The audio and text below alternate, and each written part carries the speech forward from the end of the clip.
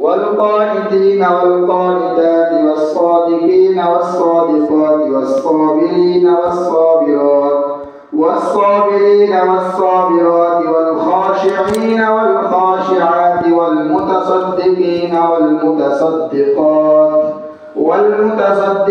والمتصدقات والصائمين والصائمات والحافظين فروجهم والحافظات والذاكرين الله كثيرا والذاكرات أعد الله لهم مغفرة وأجرا عظيما. وما كان لمؤمن ولا مؤمنة إذا قضى الله ورسوله أمرا أن يكون لهم الخيرة من أمرهم ومن يعص الله ورسوله فقد ضل ضلالا مبينا. وإذ تقول للذي أنعم الله عليه وأنعمت عليه أمسك عليك زوجك واتق الله وتخفي في نفسك ما الله مبديه وتخشى الناس والله أحق أن تخشى فلما قضى زيد منها وطرا زوجناكها لكي لا يكون على المؤمنين حرج في أزواج أدعيائهم إذا قضوا منهن وطرا وكان أمر الله مفعولا. ما كان على النبي من حرج فيما فرض الله له سنة الله في الذين خلوا من قبل وكان أمر الله مفعولا. ما كان على النبي من حرج فيما فرض الله له سنة الله في الذين خلوا من قبل وكان أمر الله قدرا مقدورا. الذين يبلغون رسالات الله ويخشونه ولا يخشون أحدا إلا الله وكفى بالله حسيبا. ما كان محمد أبا أحد من رجالكم ولكن رسول الله وخاتم النبيين وكان الله بكل شيء عليما. ما كان محمد أبا أحد من رجالكم ولكن رسول الله وخاتم النبيين وكان الله بكل شيء عليما. يا أيها الذين آمنوا اذكروا الله ذكرا كثيرا وسبحوه بكرة وأصيلا.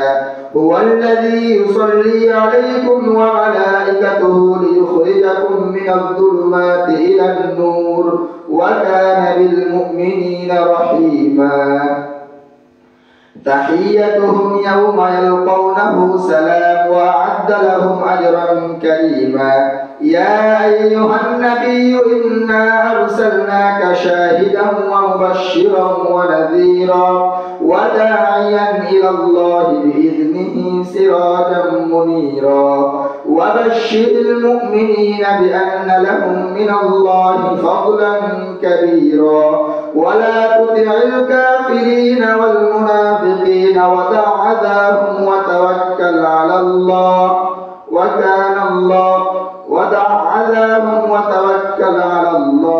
وكفى بالله وكيلا.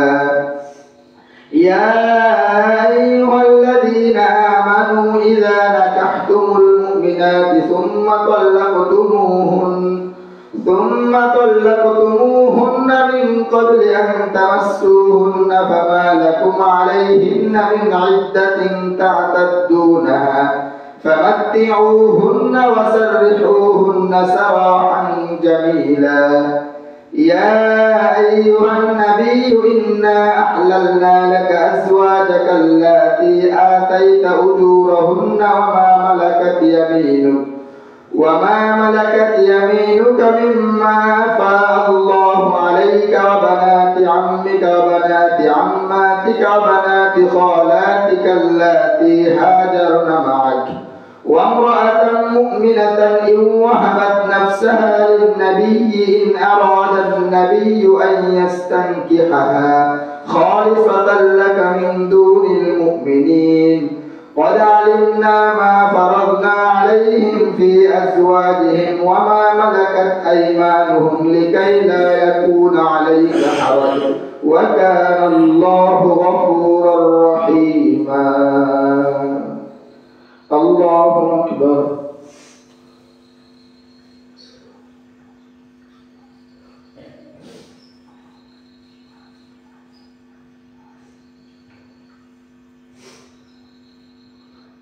سمع الله لمن حمده.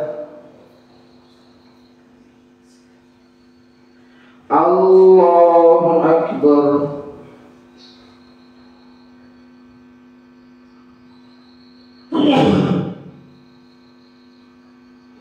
الله أكبر.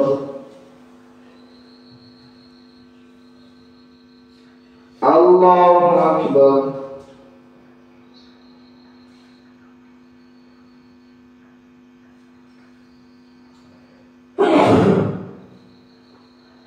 الله أكبر.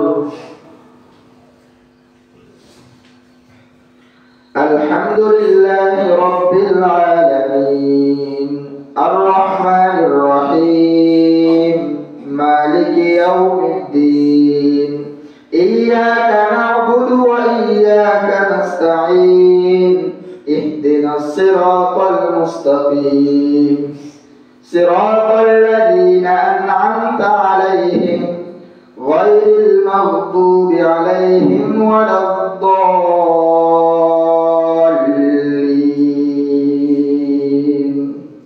آمين. ترجي من تشاء منهن وتؤوي إليك من تشاء ومن ابتغيت ممن عزلت فلا جناح عليك ذلك أدنى أن تقر أعينهن ولا يحزن ويرضين بما آتيتهن كلهم والله يعلم ما في قلوبكم وكان الله عليما حليما.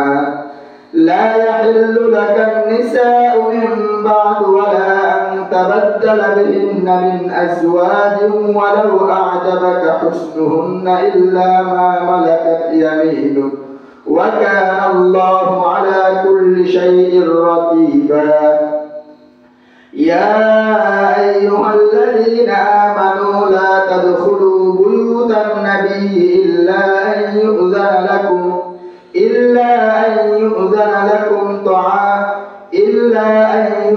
لكم طعام غير ناظرين إناه ولكن إذا دعيتم فادخلوا فإذا طعمتم ولا مستأنسين لحديث إن ذلكم كان يؤذي النبي فيستحيي منكم والله لا يستحيي من الحق.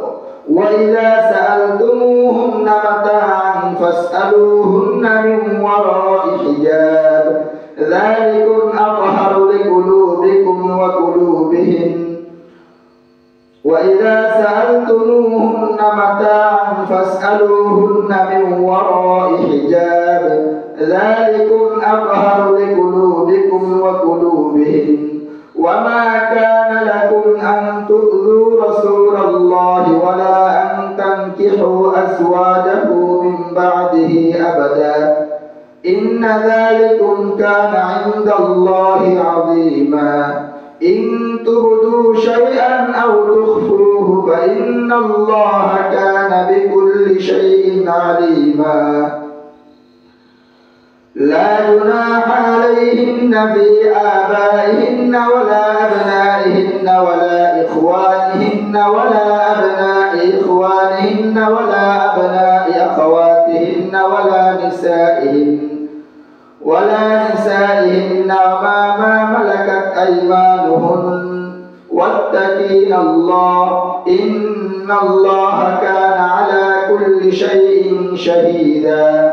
إن الله وملائكته يصلون على النبي يا أيها الذين آمنوا صلوا عليه وسلموا تسليما. إن الذين يؤذون الله ورسوله لعنهم الله في الدنيا الدنيا والآخرة وأعد لهم عذابا مهينا. والذين يؤذون المؤمنين والمؤمنات بغير ما اكتسبوا فقد احتملوا بهتانا وإثما مبينا. يا أيها النبي قل لأزواجك وبناتك ونساء المؤمنين يدنين عليهن من جلابيبهن ذلك أدنى أن يعرفن فلا يؤذين وكان الله غفورا رحيما. ذلك أدنى أن يعرفن فلا يؤذين وكان الله غفورا رحيما. لئن لم ينته المنافقون والذين في قلوبهم مرض والمرجفون في المدينة لنغرينك بهم ثم لا يجاورونك فيها إلا قليلا ملعونين أينما ثقفوا أخذوا وقتلوا تقتيلا. سنة الله في الذين خلوا من قبل ولن تجد لسنة الله تبديلا. الله أكبر.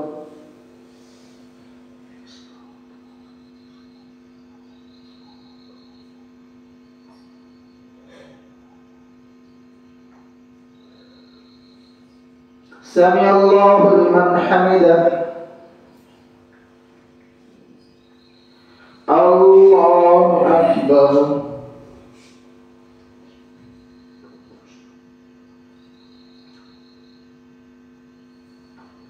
الله أكبر.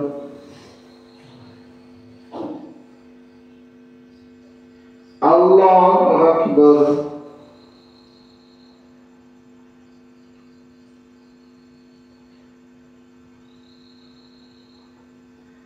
الله أكبر.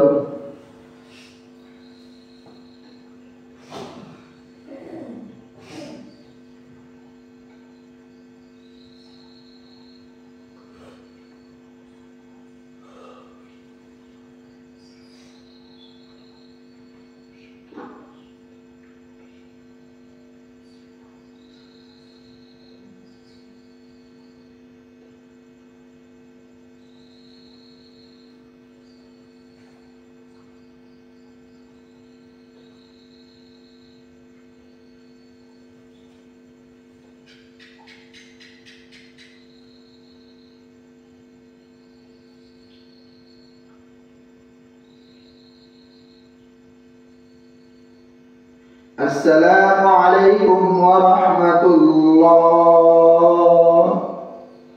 السلام عليكم ورحمة الله.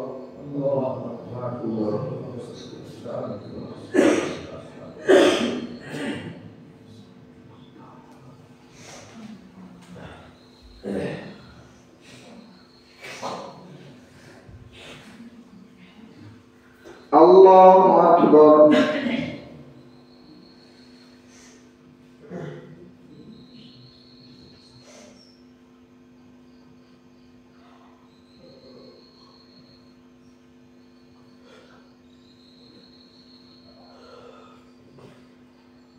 الحمد لله رب العالمين الرحمن الرحيم مالك يوم الدين إياك نعبد وإياك نستعين اهدنا الصراط المستقيم صراط الذين أنعمت عليهم غير المغضوب عليهم ولا الضالين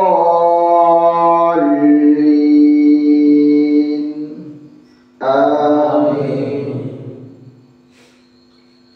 يسألك الناس عن الساعة قل إنما علمها عند الله وما يدريك لعل الساعة تكون قريبا إن الله لعن الكافرين وأعد لهم سعيرا خالدين فيها أبدا لا يجدون وليا ولا نصيرا يوم تقلب وجوههم في النار يقولون يا ليتنا أطعنا الله وأطعنا الرسولا وقالوا ربنا إنا أطعنا سادتنا وكبراءنا فأضلونا السبيلا ربنا آتهم ضعفين من العذاب والعنهم لعنا كبيرا يا أيها الذين آمنوا لا تكونوا كالذين آذوا موسى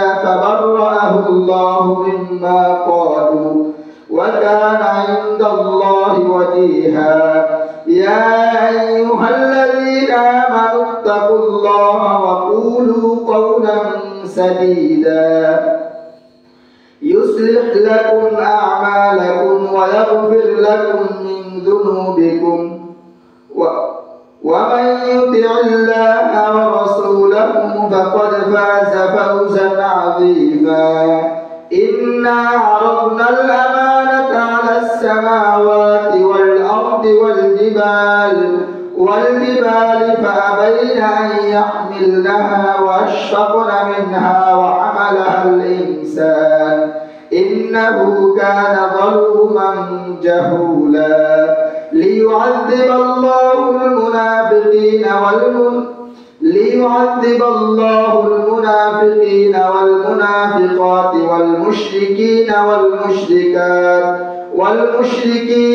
والمشركات ويتوب الله على المؤمنين والمؤمنات وكان الله غفورا رحيما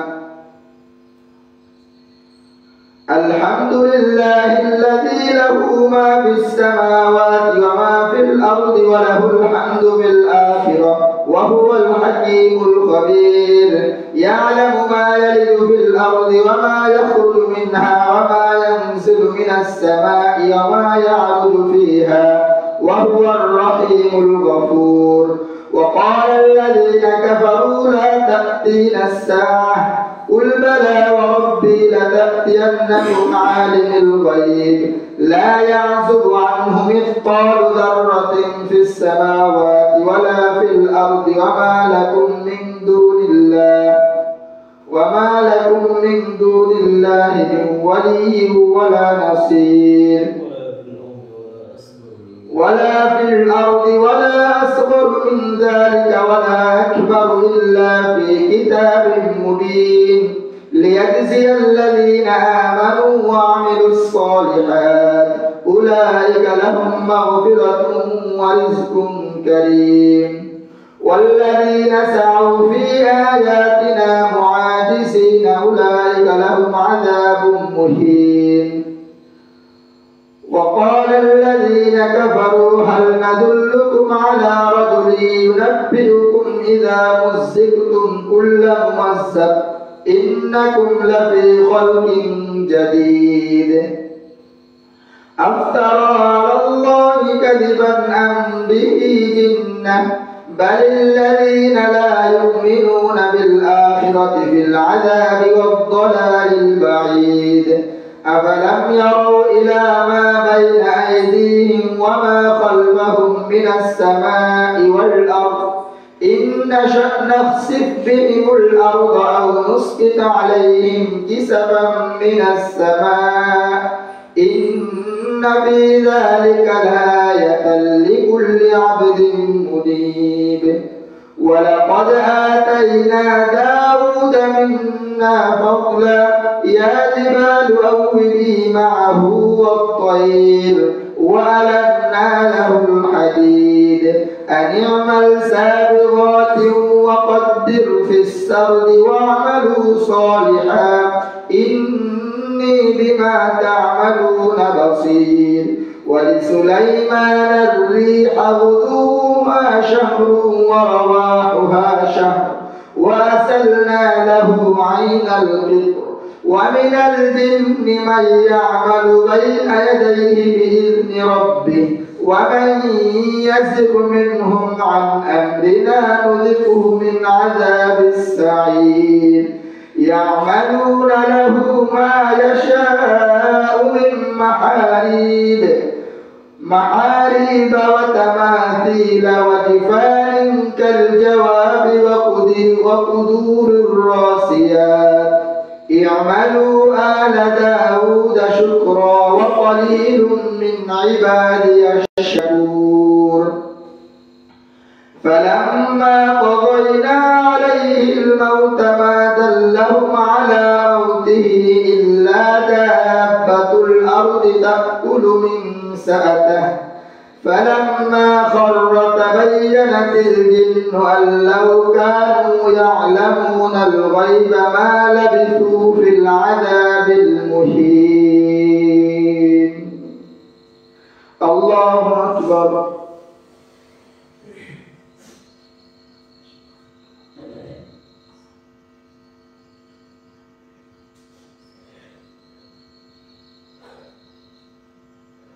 سمع الله لمن حمده. الله أكبر.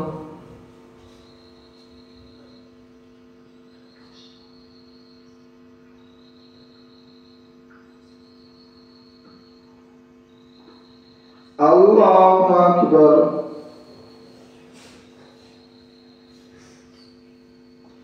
الله أكبر.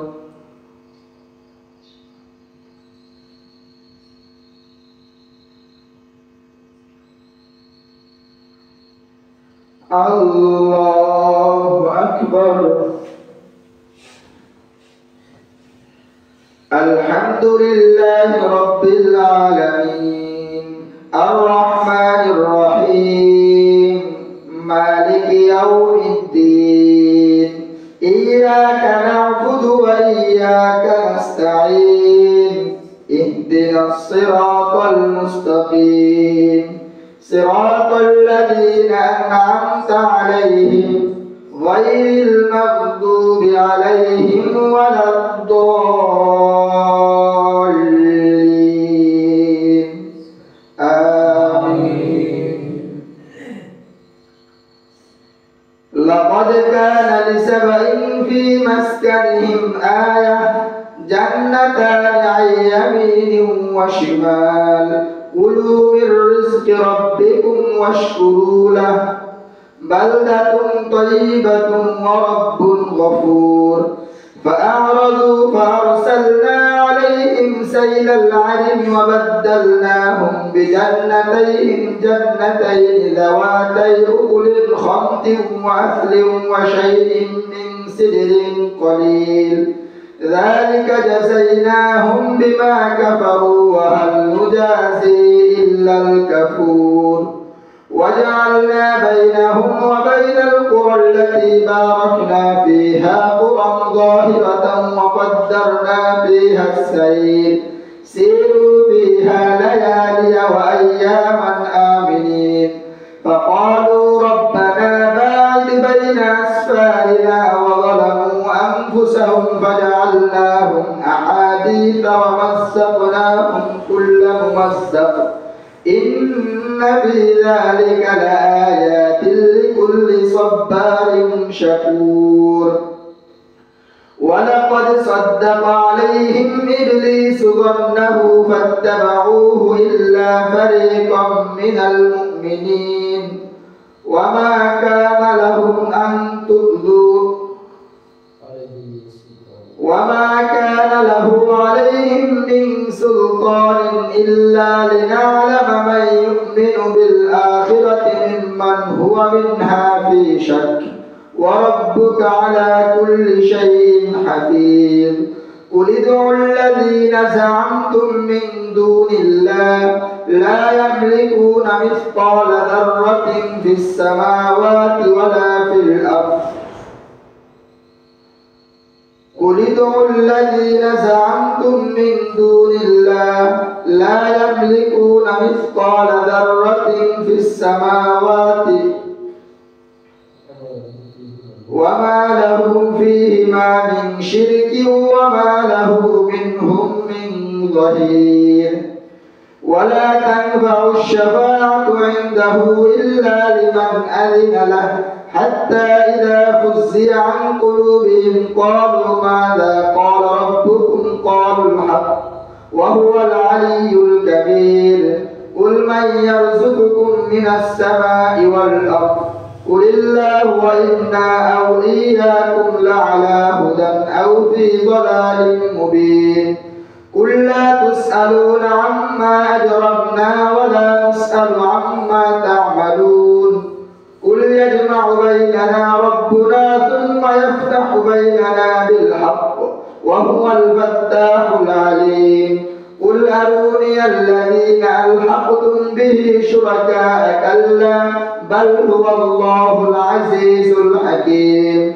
ويقول وما أرسلناك إلا كافة للناس بشيرا ونذيرا ولكن أكثر الناس لا يعلمون ويقولون متى هذا الوعد إن كنتم صادقين قل لكم ميعاد يوم لا تستأخرون عنه ساعة ولا تستقدمون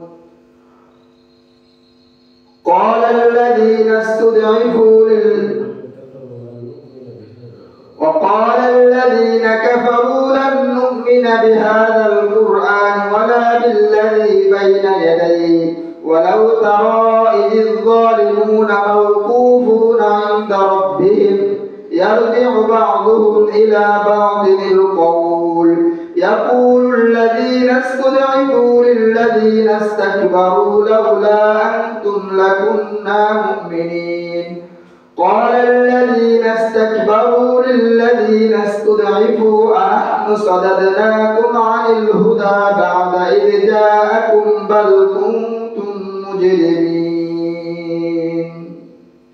الله أكبر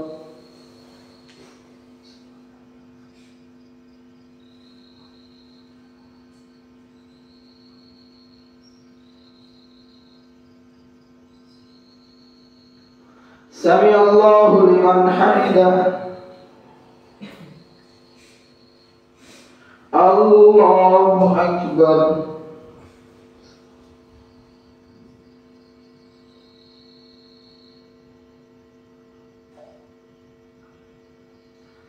الله أكبر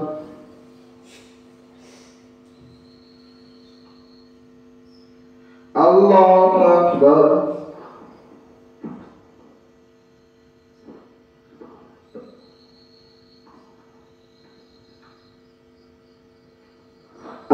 الله أكبر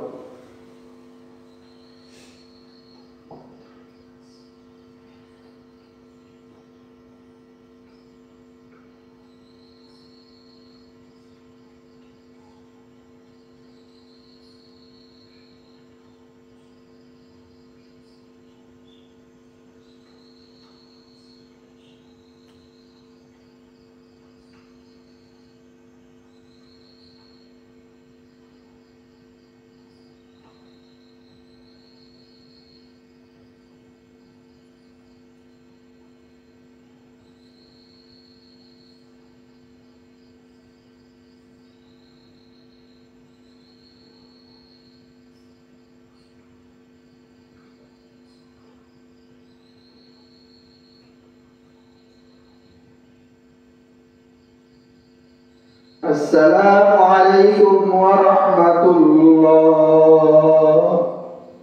السلام عليكم ورحمة الله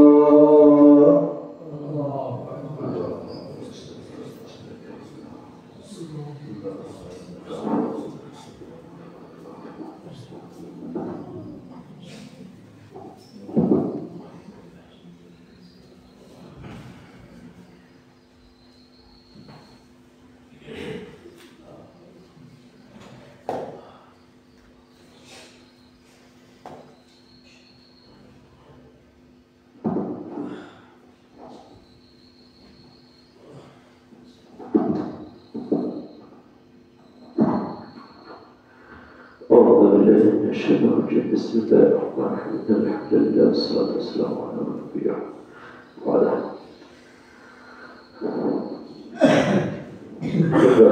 সালাতে শুরু করছি হচ্ছে 22 নম্বর পারা থেকে 22 নম্বর পরে তিনটা সূরা আছে, একটা হচ্ছে সূরা আহজাব,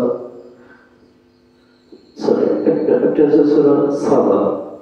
সাবা হচ্ছে একটা সম্প্রদায়ের নাম, একটা জাতি ছিল, সেই জাতির নামে একটা সূরা নাযিল হয়েছে। আর একটা হচ্ছে সূরা ফাতির।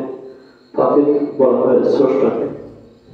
তো আল্লাহ যে স্রষ্টা সেই ব্যাপারে কিছু কথা বলছেন। আর একটা সূরা হচ্ছে সূরা ইয়াসিন, যে সূরাকে আমরা সবাই চিনি, সেই সূরা ইয়াসিনের কিছু অংশ আছে। তো আমরা সংক্ষেপে দেখি, আমাদের সময় একেবারেই নেই। যে আল্লাহ বলছেন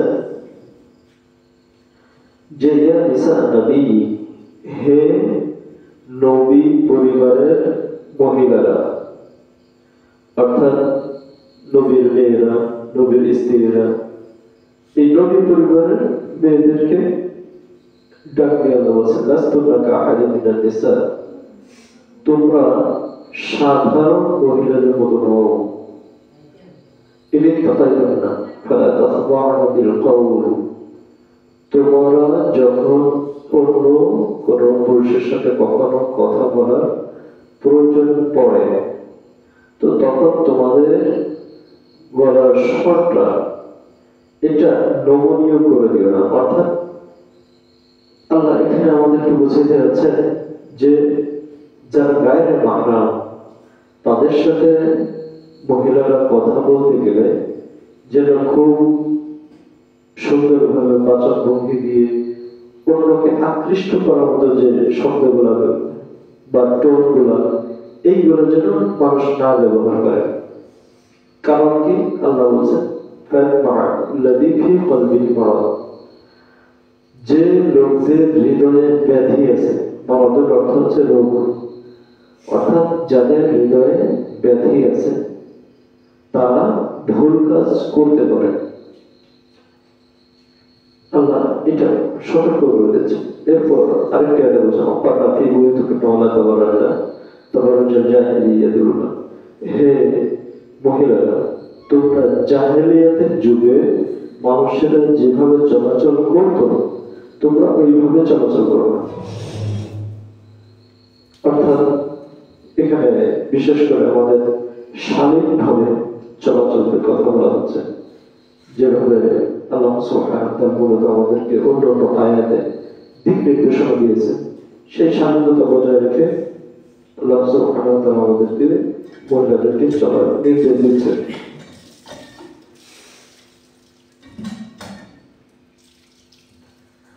আরেকটি আয়াত আল্লাহ বলছেন মা কানা মুহাম্মাদুন আবা আহাদিন মিন রিজালিকুম, যে মুহাম্মদ তোমাদের মধ্যে কারো পিতা নয়, ওয়ালাকিন রাসূলুল্লাহ, কিন্তু তিনি হচ্ছেন আল্লাহর রাসূল, ওয়া খাতামুন নবিয়্যিন, আর তিনি হচ্ছেন নবীদের শেষ নবী, তিনি হচ্ছেন বহুরঙ্কিত নবী। তার মাধ্যমে নবীদেরকে শেষ করে দেওয়া হয়েছে, সিল মেরে দেওয়া হয়েছে। আল্লাহ এটা বলছেন। তো এই আয়াত থেকে আমরা জানতে পারি যে আমাদের প্রিয় নবী মুহাম্মদ সাল্লাল্লাহু আলাইহি ওয়াসাল্লাম পরে আর কোনো নবী রাসূল আসবে না। কিন্তু আমাদের বাংলাদেশেও একটা দল আছে যে দলটা দাবি করে যে ভারতের গোলাম আহমদ কাদিয়ানী তিনি নবী হয়েছিলেন, যে হয়তো 150 বছর আগে পৃথিবীতে এসেছিল, 150 বছর আগে পৃথিবীতে এসেছিল। তাকে তারা নবী দাবি করে, যারা নিজেদেরকে আহমদিয়া মুসলিম বলে।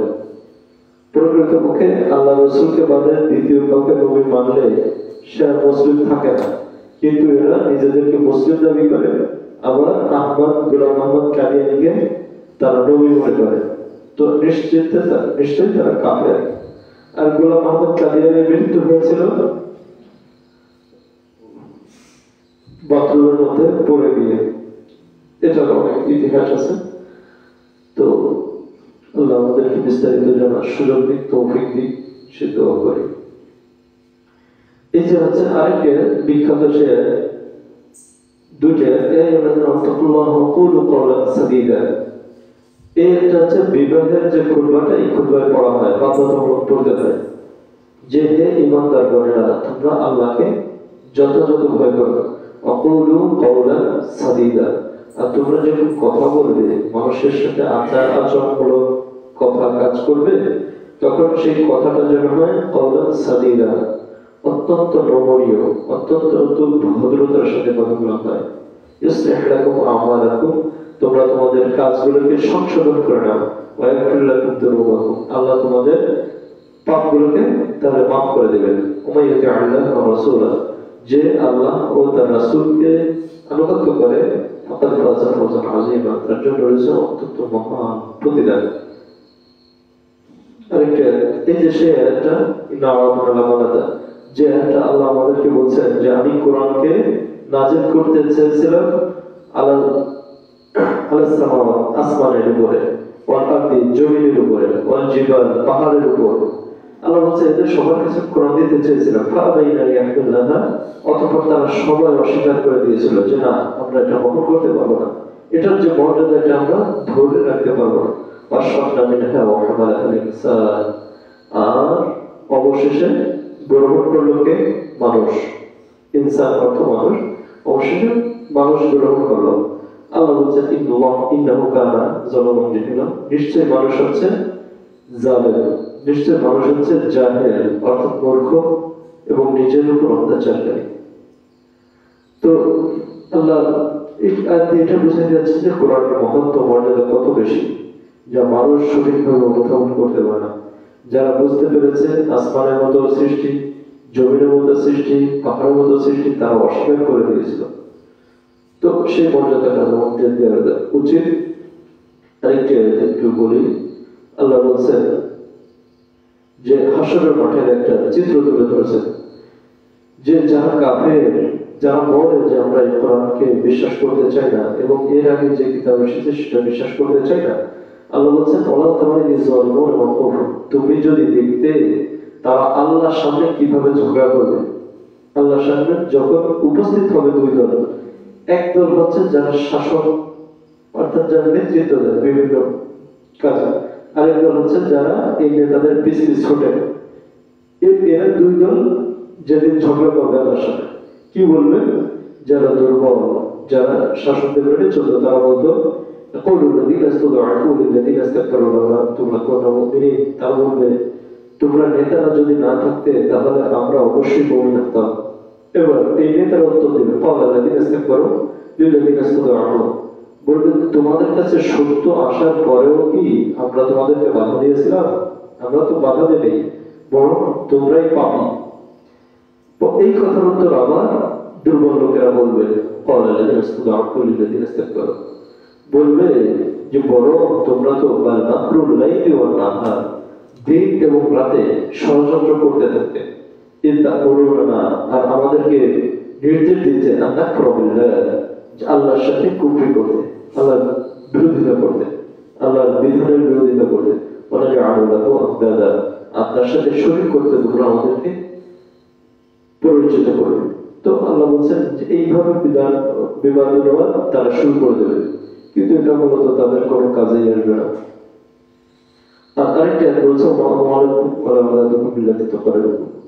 যে তোমাদের ধন সম্পদ এবং মানুষ, তোমাদের সম্পদ, তোমাদের সম্পদ এবং সন্তান সন্ততি, এইগুলো কখনোই আল্লাহর নৈকট্যবর্তী করবে না। তবে তোমাদেরকে কোন বিষয়টা আল্লাহর নিকটে গ্রহণযোগ্য করবে? ঈমান এবং সৎ কাজ করা, তাদের প্রতিদান অনেক সুন্দর। তো এইভাবে অনেক সুন্দর সুন্দর অর্থগুলা দিক নির্দেশনা পাওয়া যায়।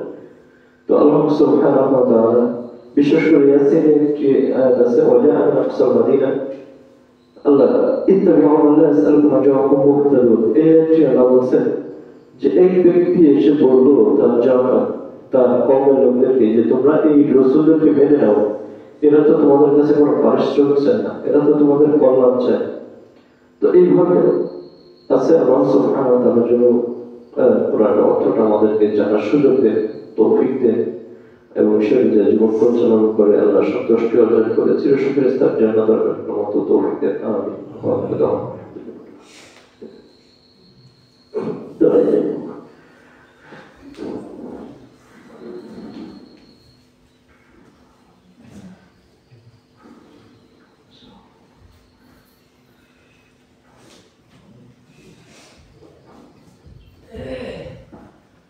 الله أكبر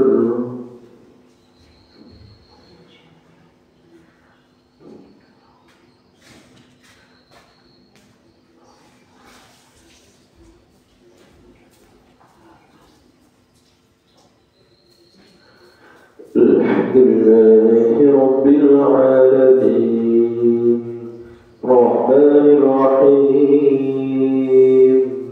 مالك يوم الدين إياك نعبد وإياك نستعين اهدنا الصراط المستقيم صراط الذين أنعمت عليهم غير المغضوب عليهم ولا الضالين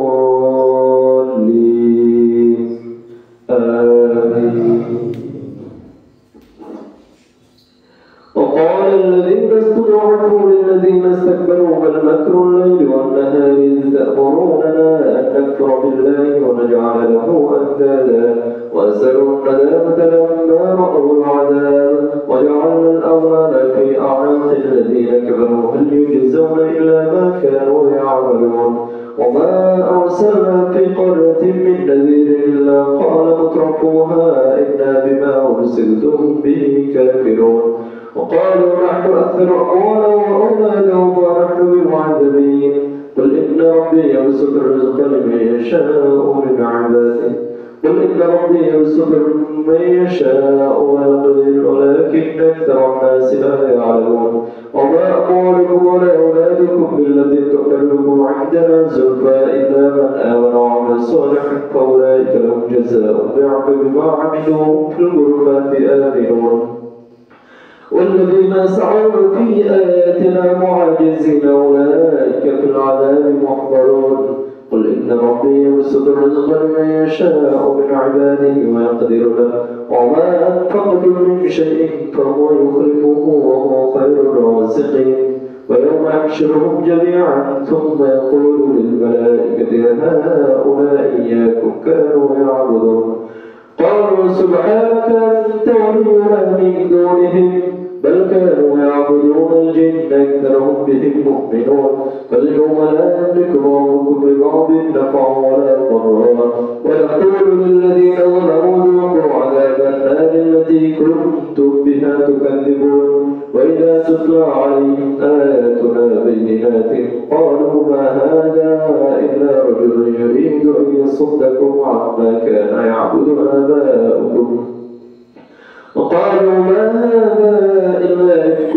مفترى وقال الذين كفروا للحق لما جاءهم إن هذا إلا سحر مبين وما آتيناهم من كتب يدرسونها وما أرسلنا إليهم قبلك من نذير وكذب الذين من قبلهم وما بلغوا معشار ما آتيناهم فكذبوا رسلي فكيف كان نكير قل إنما أعظكم بواحدة أن تقوموا لله مثنى وفرادا ثم تتفكروا ما بصاحبكم من جنة إن هو إلا نذير لكم بين يدي عذاب شديد قل ما سألتكم من أجر فهو لكم إن أجري إلا على الله وهو على كل شيء شهيد قل إن ربي يقذف بالحق علام الغيوب قل جاء الحق وما يبدئ الباطل وما يعيد قل إن ضللت فإنما أضل على نفسي وإن اهتديت فبما يوحي إلي ربي إنه سميع قريب ولو ترى إذ فزعوا فلكوا توكلوا من مكان قريب وقالوا آمنا به وأنى لهم التناوش من مكان بعيد وقد كفروا به من قبل يقذفون بالغيب من مكان بعيد وحيل بينهم وبين ما يشتهون كما فعل بأشياعهم من قبل إنهم كانوا في شك مريب الله أكبر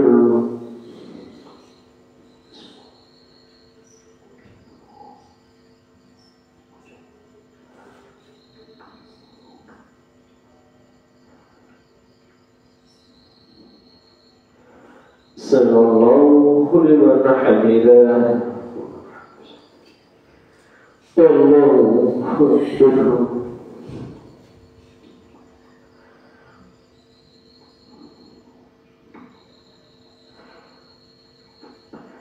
الله أكبر الله أكبر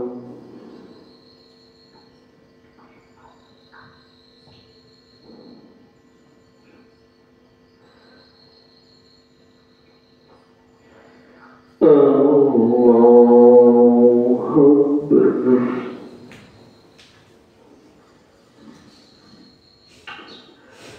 الحمد لله رب العالمين الرحمن الرحيم مالك يوم الدين إياك نعبد وإياك نستعين اهدنا الصراط المستقيم صراط الذين أنعمت عليهم غير المغضوب عليهم ولا الضالين آمين.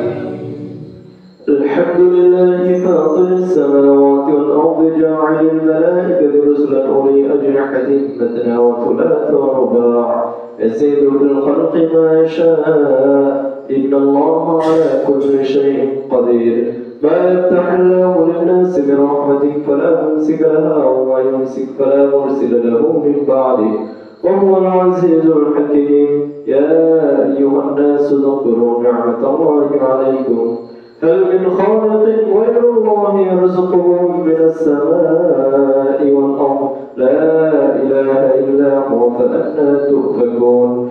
وإن يكذبوك فقد كذبت رسل من قبلك وإلى الله ترجع الأمور. يا أيها الناس إن وعد الله حق فلا تغرنكم الحياة الدنيا ولا يغرنكم بالله الغرور. إن الشيطان لكم عدو فاتخذوه عدوا إنما يدعو حزبه ليكونوا من أصحاب السعير. الذين كفروا لهم عذاب شديد والذين آمنوا وعملوا الصالحات لهم مغفرة وأجر كبير. أفمن زين له سوء عمله فرآه حسنا فإن الله يضل من يشاء ويهدي من يشاء فلا تذهب نفسك عليهم حسرات إن الله عليم بما يصنعون. والله الذي أرسل الرياح فتثير سحابا فسقناه إلى بلد ميت فأحيينا به الأرض بعد موتها كذلك النشور. من كان يريد العزة فلله العزة جميعا إليه يصعد الكلم الطيب والعمل الصالح يرفعه والذين يمكرون السيئات لهم عذاب شديد ومكر أولئك هو يبور. والله خلقكم من تراب ثم من نطفة ثم جعلكم أزواجا وما تحمل من أنثى ولا تضع إلا بعلمه وما يعمر من معمر ولا ينقص من عمره إلا في كتاب إن ذلك على الله يسير. وما يستوي البحران هذا عذب فرات سائغ شرابه وهذا ملح أجاج ومن كل تأكلون لحما طريا وتستخرجون حلة تلبسونها وترى الفلك به مواخر لتبتغوا من فضله ولعلكم تشكرون. يولج الليل في النهار ويولج النهار في الليل وسخر الشمس والقمر كل يجري لأجل مسمى ذلكم الله ربكم له الملك. والذين تدعون من دونه ما يملكون من قطمير إن تدعوهم لا يسمعوا دعاءكم ولو سمعوا ما استجابوا لكم ويوم القيامة يكفرون بشرككم ولا ينبئك مثل خبير. يا أيها الناس أنتم الفقراء إلى الله والله هو الغني الحميد. إن يشأ يذهبكم ويأتي بخلق جديد وما ذلك على الله بعزيز. ولا تزر وازرة وزر أخرى وإن تدع مثقلة إلى حملها لا يحمل منه شيء ولو كان ذا قربى إنما تنذر الذين يخشون ربهم بالغيب وأقاموا الصلاة ومن تزكى فإنما يتزكى لنفسه وإلى الله المصير. الله أكبر.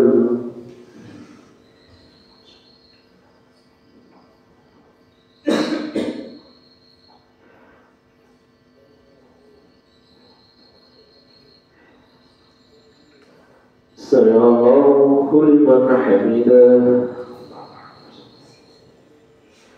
الله أكبر.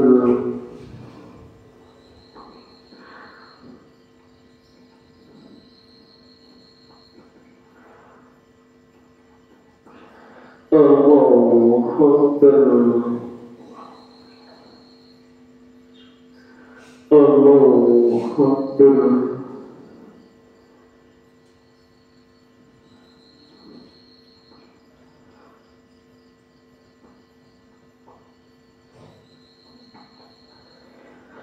الله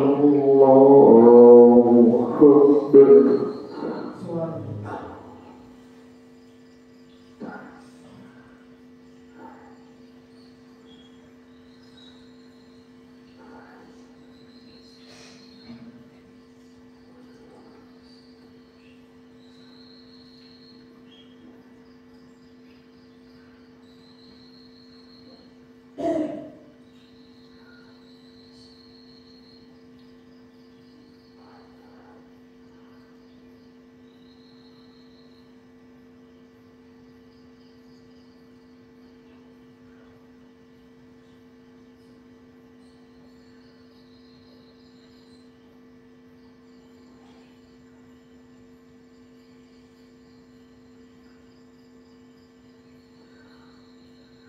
السلام عليكم ورحمة الله السلام عليكم ورحمة الله الله أكبر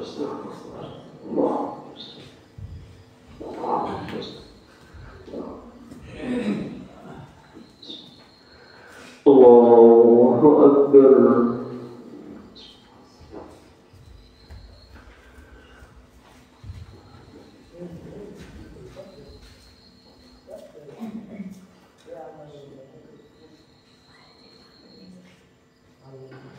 الحمد لله رب العالمين الرحمن الرحيم مالك يوم الدين إياك نعبد وإياك نستعين اهدنا الصراط المستقيم صراط الذين أنعمت عليهم غير المغضوب عليهم ولا الضالين آمين وما يستوي الأعمى والبصير ولا الظلمات ولا النور ولا الظل ولا الحرور وما يستوي الأحياء ولا الأموات إن الله يسمع من يشاء وما أنت بمسمع من في القبور إن أنت إلا نذير إنا أرسلناك بالحق بشيرا ونذيرا أي من أمتك إلا خلا فيها نذير وإن يكذبوك فقد كذب الذين من قبلهم جاءتهم رسلهم بالبينات وبالزبر وبالكتاب المنير ثم أخذت الذين كفروا فكيف كان نكير ألم تر أن الله أنزل من السماء ماء فأخرجنا به ثمرات مختلفا ألوانها ومن الجبال جدد بيض وحمر مختلف ألوانها وغرابيب سود ومن الناس والدواب والأنعام مختلف ألوانهم كذلك إنما يخشى الله من عباده العلماء إن الله عزيز غفور إن الذين يتلون كتاب الله وأقاموا الصلاة وأنفقوا مما رزقناهم سرا وعلانية يرجون تجارة لن تبور ليوفيهم أجورهم ويزيدهم من فضله إنه غفور شكور والذي أوحينا إليك من الكتاب هو الحق مصدقا لما بين يديه إن الله بعباده لخبير بصير ثم أورثنا الكتاب الذين اصطفينا من عبادنا فمنهم ظالم لنفسه ومنهم مقتصد ومنهم سابق بالخيرات بإذن الله ذلك هو الفضل الكبير جنات عدن يدخلونها يحلون فيها من أساور من ذهب ولؤلؤا ولباسهم فيها حرير وقالوا الحمد لله الذي أذهب عنا الحزن إن ربنا غفور شكور الذي أحلنا دار المقامة من فضله لا يمسنا فيها نصب ولا يمسنا فيها لغوب والذين كفروا لهم نار جهنم لا يقضى عليهم فيموتوا ولا يخفف عنهم من عذابها كذلك نجزي كل كفور وهم يصطرخون فيها ربنا أخرجنا نعمل صالحا غير الذي كنا نعمل أولم نعمركم ما يتذكر فيه من تذكر وجاءكم النذير فذوقوا فما للظالمين من نصير إن الله عالم غيب السماوات والأرض إنه عليم بذات الصدور هو الذي جعلكم خلائف في الأرض فمن كفر فعليه كفره ولا يزيد الكافرين كفرهم عند ربهم إلا مقتا ولا يزيد الكافرين كفرهم إلا خسارا قل أرأيتم شركاءكم الذين تدعون من دون الله أروني ماذا خلقوا من الأرض أم لهم شرك في السماوات أم آتيناهم كتابا فهم على بينة منه بل إن يعد الظالمون بعضهم بعضا إلا غرورا إن الله يمسك السماوات والأرض أن تزولا ولن زالتا إن أمسكهما من أحد من بعده إنه كان حليما غفورا وأقسموا بالله جهد أيمانهم لئن جاءهم نذير ليكونن أهدى من أحد الأمم فلما جاءهم نذير ما زادهم إلا نفورا استكبارا في الأرض ومكر السيء ولا يحيق المكر السيء إلا بأهله فهل ينظرون إلا سنة الأولين فلن تجد لسنة الله تبديلا ولن تجد لسنة الله تحويلا أولم يسيروا في الأرض فينظروا كيف كان عاقبة الذين من قبلهم وكانوا أشد منا قوة وما كان الله ليعجزه من شيء في السماوات والأرض إنه كان عليما قديرا ولو يؤاخذ الله الناس بما كسبوا ما ترك على ظهرها من دابة ولكن يؤخرهم إلى أجل مسمى فإذا جاء أجلهم فإن الله كان بعباده بصيرا الله أكبر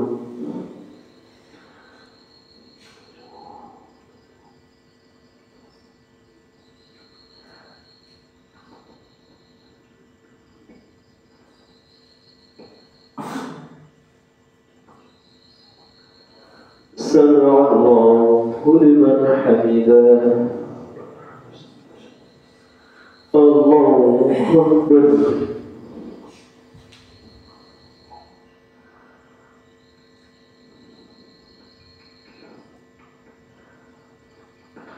الله أكبر الله أكبر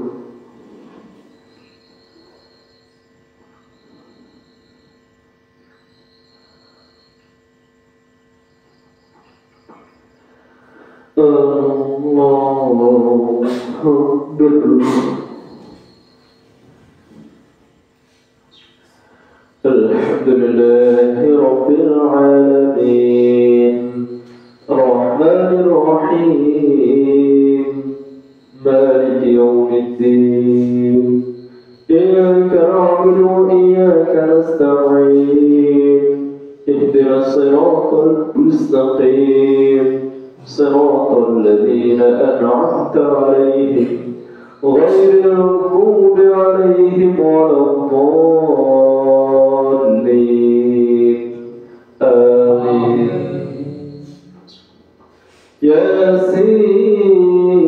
ياسين والقرآن الحكيم إنك لمن المرسلين على صراط مستقيم تنزيل العزيز الرحيم لتنذر قوما ما أنذر آباؤهم فهم غافلون لقد حق القول على أكثرهم فهم لا يؤمنون إنا جعلنا في أعناقهم أغلالا فهي إلى الأذقان فهم مقمحون وجعلنا من بين أيديهم سدا ومن خلفهم سدا فأغشيناهم فهم لا يبصرون وسواء عليهم أنذرتهم أم لم تنذرهم لا يؤمنون إنما تنذر من اتبع الذكر خشي الرحمن بالغيب فبشره بمغفرة وأجر كريم إنا نحن نحيي الموتى ونكتب ما قدموا وآثارهم وكل شيء أحصيناه في إمام مبين واضرب لهم مثلا أصحاب القرية إذ جاءنا المرسلون إذ أرسلنا إليهم اثنين فكذبوهما فعززنا بثالث فقالوا إنا إليكم مرسلون قالوا ما أنتم إلا بشر مثلنا وما أنزل الرحمن من شيء إن أنتم إلا تكذبون قالوا ربنا يعلم إنا إليكم لمرسلون وما علينا إلا البلاغ المبين قالوا إنا تطيرنا بكم لئن لم تنتهوا لنرجمنكم وليمسنكم منا عذاب أليم قالوا طائركم معكم أئن ذكرتم بل أنتم قوم مسرفون وجاء من أقصى المدينة رجل يسعى قال يا قوم اتبعوا المرسلين اتبعوا من لا يسألكم أجرا وهم مهتدون الله أكبر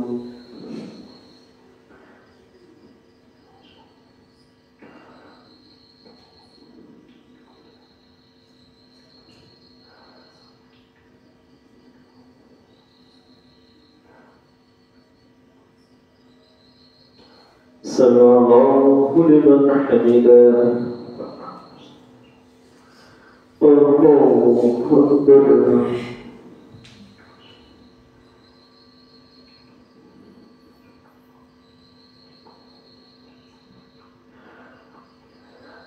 الله أكبر الله أكبر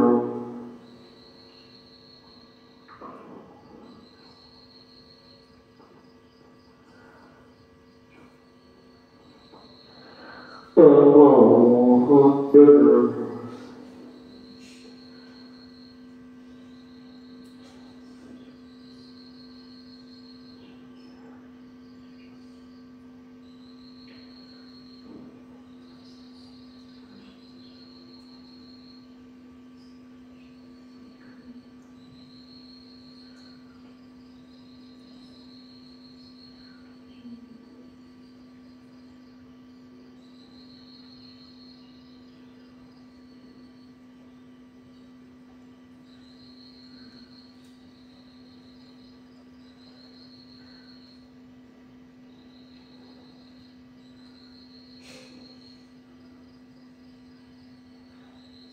السلام عليكم ورحمة الله السلام عليكم ورحمة الله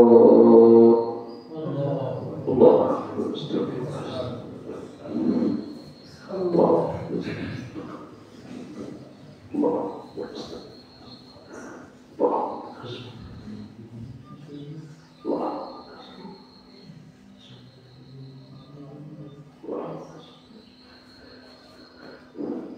ربنا ظلمنا أنفسنا وإن لم تغفر لنا وترحمنا لنكونن من الخاسرين ربنا آتنا في الدنيا حسنة وفي الآخرة حسنة وقنا عذاب النار ربنا اغفر لنا ولوالدي وللمؤمنين يوم يقوم الحساب رب ارحمهما كما ربياني صغيرا رب ارحمهما كما ربياني صغيرا يا مقلب القلوب ثبت قلبي على دينك رب هب لي من الصالحين ربنا هب لنا من ازواجنا وذرياتنا قرة اعين واجعلنا للمتقين اماما اللهم ارزقنا لسانا ذاكرا قلبا شاكرا وعملا صالحا حياة طيبة وزوجة متيا اللهم اكفني بحلالك عن حرامك واغنني بفضلك عمن سواك اللهم أذهب البأس عند الناس واشف أنت الشافي لا شفاء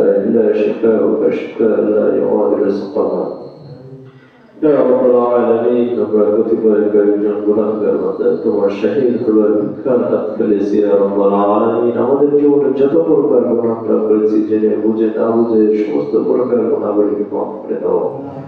ইয়া রাব্বাল আলামিন, আর ভবিষ্যতের জীবনে আমরা যেন গুনাহর কাছ থেকে, ছোট বড় সর্বপ্রকার গুনাহর কাছ থেকে বেঁচে থাকতে পারি, সেই তৌফিক তুমি আমাদেরকে দান করে দাও।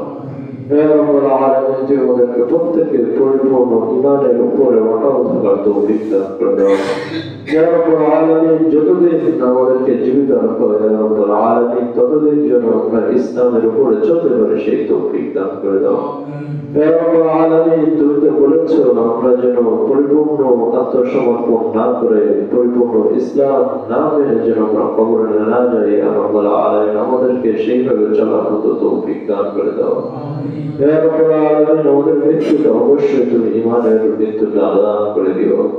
ইয়া রাব্বাল আলামিন, মৃত্যুর মধ্যে সবচেয়ে উত্তম মৃত্যু হচ্ছে শহীদ মৃত্যু। ইয়া রাব্বাল আলামিন, তুমি আমাদের জীবনে সেই শহীদ মৃত্যুটা দান করে দিও।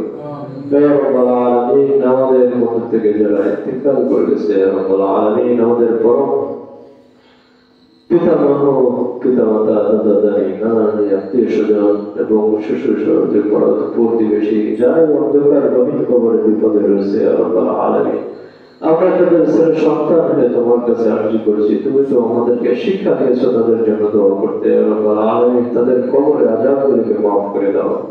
ইয়া রাব্বাল আলামিন, তোমার রাসূল তো বলেছে সন্তানের যদি মা বাবার জন্য দোয়া করে আমি অবশ্যই তা কবুল করি। ইয়া রাব্বাল আলামিন, আমরা আবার বলছি তুমি তাদের সবাইকে মাফ করে দাও। ইয়া রাব্বাল আলামিন, তাদের কবরে জান্নাতের বিছানা বিছিয়ে দাও। ইয়া রাব্বাল আলামিন, তারা যত প্রকার অন্যায় করেছে, ছোট বড় সমস্ত প্রকার অন্যায় থেকে যেন আমরা তোমার কাছে মাপ চেয়ে নিতে পারি, সেই তৌফিক তোমাদেরকে দান করে দাও। ইয়া রাব্বাল আলামিন, তাদের অন্ধকার কবরে বিপদগ্রস্ত রয়েছে, ইয়া রাব্বাল আলামিন, তাদের সহায় সম্পদ সবকিছু পৃথিবীতে রেখে গেছে, আমরা যা ভোগ করছি, ইয়া রাব্বাল আলামিন, তাদেরকে সেই সাদকা জারিয়ার সওয়াব তুমি তাদেরকে দান করে দাও। ইয়া রাব্বাল আলামিন, আমরা যেন তাদের পক্ষ থেকে সাদকা জারিয়া হিসেবে পৃথিবীতে চলাচল করতে পারি, সেই জ্ঞান অর্জন করে নিজের জীবন চালাতে পারি, সেই তৌফিক তুমি আমাদেরকে দান করে দাও। ইয়া রাব্বাল আলামিন, আমাদের মসজিদখানাকে তুমি পরিপূর্ণভাবে কবুল করে নাও। ইয়া রাব্বাল আলামিন, আমাদের পাড়ার উপর পরিপূর্ণ তুমি শান্তি, রহমত, বরকত তুমি নাযিল করে দাও। ইয়া রাব্বাল আলামিন, প্রত্যেকটা মানুষকে তুমি শান্তির জ্ঞান অর্জন করে সে অনুযায়ী সবর, ধৈর্যের জ্ঞানটা অর্জন করে সে অনুযায়ী চলার মতো তৌফিক দান করে দাও। ইয়া রাব্বাল আলামিন, সর্বোচ্চ শান্তি অর্জন করার মতো তৌফিক তুমি আমাদেরকে দান করে দাও। ইয়া রাব্বাল আলামিন, আমাদের মধ্য থেকে যারা ঈমানের দুর্বলতার কারণে ইয়া রাব্বাল আলামিন তোমার পথের দিকে ধাবিত হতে পারছে না, ইয়া রাব্বাল আলামিন, তাদের সবাইকে তোমার রাস্তা চলার মতো তৌফিক, ঈমানি শক্তি তুমি দান করে দাও। ইয়া রাব্বাল আলামিন, আমাদের প্রত্যেকের ঈমানকে আরো বহুগুণে মজবুত করে দাও। ইয়া রাব্বাল আলামিন, ঈমানি শক্তি দ্বারা আমাদেরকে বলীয়ান করে দাও। ইয়া রাব্বাল আলামিন, তুমি তো বলেছো যে ব্যক্তি আল্লাহর উপর ঈমান আনতে এবং আল্লাহর উপর ভরসা করে, শয়তান তাকে কিছুই করতে পারে না। ইয়া রাব্বাল আলামিন, সে আয়াতের ভিত্তিতে তুমি আমাদেরকে তোমার উপর ঈমান আনা এবং তোমার উপর তাওয়াক্কুল করার মতো তৌফিক তুমি আমাদেরকে দান করে দাও। ইয়া রাব্বাল আলামিন, তুমি আরো বলেছো যারা মুশরিক, আল্লাহর সাথে শিরক করে, অবশ্যই শয়তান তাদের বন্ধু হয়ে যায়। ইয়া রাব্বাল আলামিন, এই কাজটি থেকে তুমি আমাদেরকে বিরত থাকার মতো তৌফিক দান করে দাও। ইয়া রাব্বাল আলামিন, আমাদের মধ্যে ছোট বড় যারাই আছে না কেন, ইয়া রাব্বাল আলামিন, সমাজ বিনির্মাণের ক্ষেত্রে সবচেয়ে বড় ভূমিকা রাখে ছোটদেরকে স্নেহ, বড়দেরকে সম্মান। ইয়া রাব্বাল আলামিন, এই জ্ঞানটা আমাদেরকে সুন্দরভাবে অর্জন করে সে অনুযায়ী আমাদের সমাজকে গঠন করার মতো তৌফিক দান করে দাও। ইয়া রাব্বাল আলামিন, আমাদের যত প্রকার সমস্যা রয়েছে ইয়া রাব্বাল আলামিন, প্রত্যেকের সমস্ত প্রকার সমস্যাগুলিকে দূর করে দাও। ইয়া রাব্বাল আলামিন, আমাদের মধ্যে বেকারত্বের সমস্যা রয়েছে ইয়া রাব্বাল আলামিন, তোমার কাছেই রয়েছে সবকিছুর খবর। ইয়া রাব্বাল আলামিন, আমাদের প্রত্যেকের জন্য উত্তম কর্মসংস্থানের ব্যবস্থা করে দাও। ইয়া রাব্বাল আলামিন, সেই কর্মসংস্থানের জন্য ঈমানের সাথে আমরা থাকতে পারি, সেই তৌফিক তুমি আমাদেরকে দান করে দাও।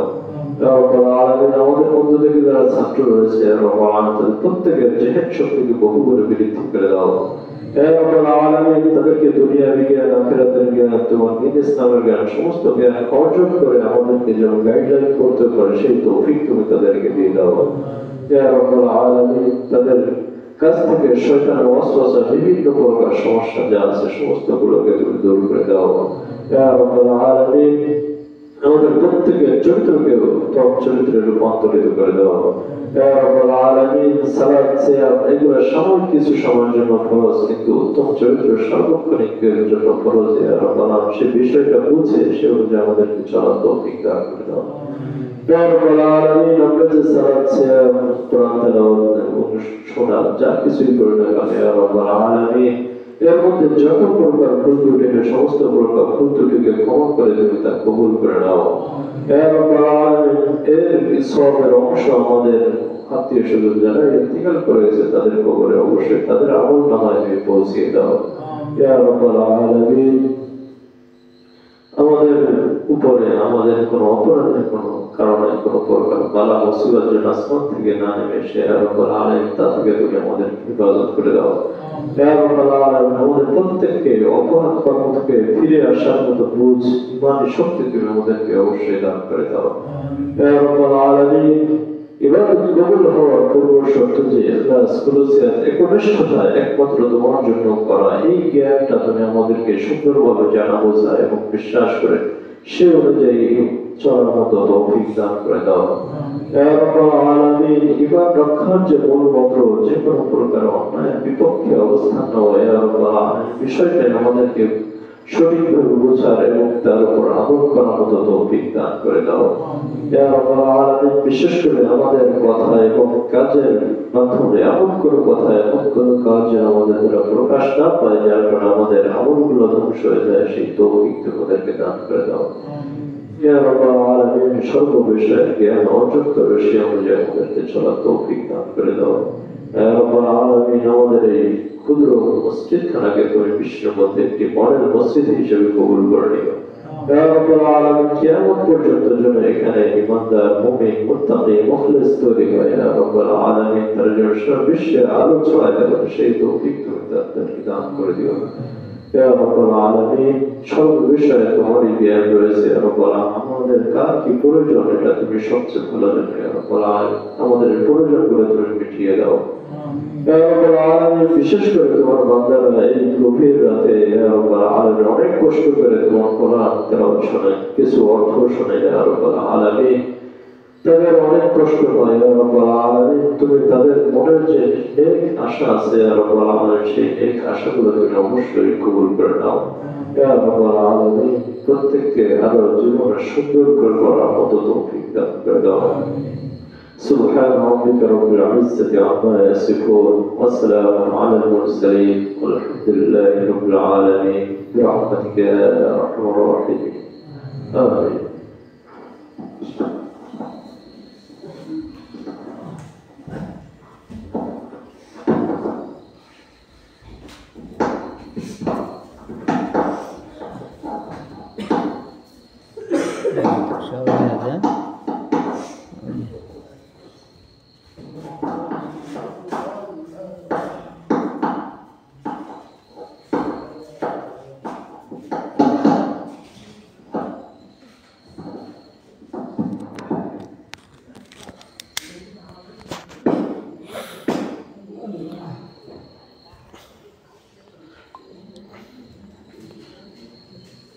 আপনারা যারা দেখছেন আল্লাহ সুবহানাহু ওয়া তাআলা আপনাদের মনে আশা পূরণ করুক, আপনাদেরকে জাযায়ে খায়ের দান করুক। আমরা অনেক আনন্দিত হই আপনাদেরকে সাথে পেয়ে। আল্লাহ সুবহানাহু ওয়া তাআলা আপনাদের সবাইকে কবুল করুক, জাযায়ে খায়ের দান করুক। আর আপনারা নিজেরাও প্র্যাকটিস করার চেষ্টা করতে পারেন, আর শেয়ার করলে অবশ্যই আপনার নেকির ভাগীদার হবেন বলে আশা রাখি। আর আমাদের এই কাজটার জন্য রিয়ার মধ্যে না পড়ে সেই ব্যাপারে আপনারা একটু দোয়া করবেন, কারণ রিয়া হইলেই সমস্ত আমল বরবাদ হয়ে যায়। আমাদের উদ্দেশ্য শুধু এটাই যে আপনারাও যাতে জানতে পারেন, আপনারাও যাতে উৎসাহিত হতে পারেন, এটাই। দ্বিতীয় আর কোনো উদ্দেশ্য আমাদের নেই। আল্লাহ সুবহানাহু ওয়া তাআলা আমাদের মাফ করুক। আমিন। আসসালামু আলাইকুম ওয়া রাহমাতুল্লাহ।